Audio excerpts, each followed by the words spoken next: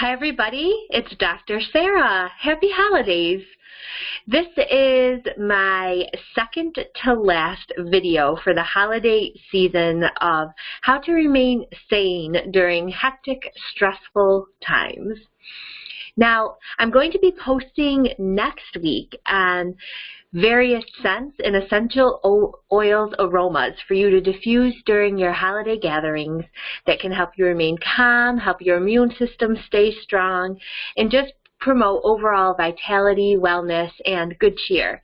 So stay tuned for that. I may or may not be doing an accompanying video because that will be right during the week between for people who celebrate Christmas and New Year's Day. But I will be releasing that blog. So look out for that. And today I want to discuss with you essential oils for healthy habits and better mind-body practices during the holidays. And this is important to understand before we actually discuss specific essential oils, because you'll know how these blends and everything that you're diffusing or single essential oils are affecting your mind-body. And we know the placebo effect is real, right? What you think about actually affects your biochemistry. So knowing this information hopefully will help them work even more effectively in your body. Okay, so last time you joined me in my holiday series, my last video was on the topic of spirituality and addictions. And I provided you some scientific evidence on how spirituality could support people coping with addictions. I also discussed family-based therapy and other tips for family members as well as the actual person struggling with a substance use disorder that have been found effective and helpful in clinical trials as well as different studies. So if you or someone you know is struggling, that might be an article that you want to read more in detail and even click on some of the links for references. Now, I want to kind of dovetail off of that with, I mentioned it briefly last week, how essential oils can also support spirituality, emotional health, and physical health. So this will help with dealing with any habits that somebody is struggling with to release that are non-nourishing, as well as addictive practices. And they're a perfect companion to any modality that someone might choose to use for basically any health-related issue, okay? So that's why they're one of my favorite modalities. I can't hide it. Just look at my website in the database. You'll see I'm totally a geek with essential oils. So why do they have so much synergistic and companion properties, essential oils with other things that we might use? Well, first of all, they have the ability to calm the mind, body, and current scientific evidence has verified this. They modulate our physiology, they modulate our emotions, and this is both on the psychological, just from the scent of the aroma, as well as the physiological effects. So the essential oils, remember, they actually contain chemical compounds that are going to affect how our bodies process and use those compounds in our cell function. Their constituents have also been shown to positively influence brain patterns and function.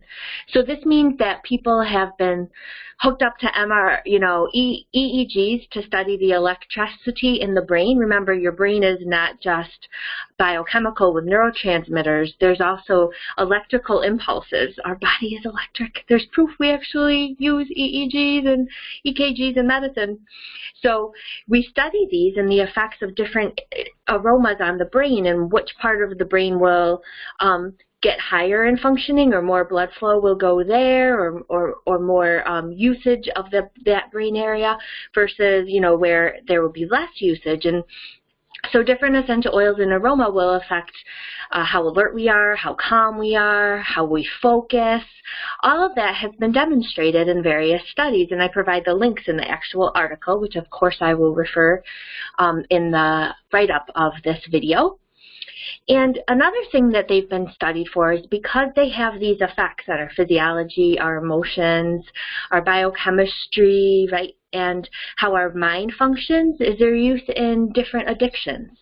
So they've used them for people that have, for smoking and different behavioral patterns, and I've actually linked to articles that show some of my clinical experience with some of my clients and how we used essential oils to help them support a habit that they wanted to incorporate and release a habit that was negatively impacting their life with more nourishing, things to replace it.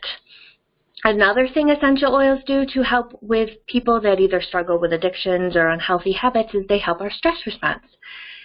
Most people intuitively know if you're stressed out, you don't make the wisest choices. That's because your brain gets hijacked. You are in fight or flight rather than rest and digest. And sometimes our decisions in stress aren't as optimal as we'd like them to be. So essential oils can chill us out and help us make better decisions and also keep our focus on what our goals are or what we wish to accomplish in our life.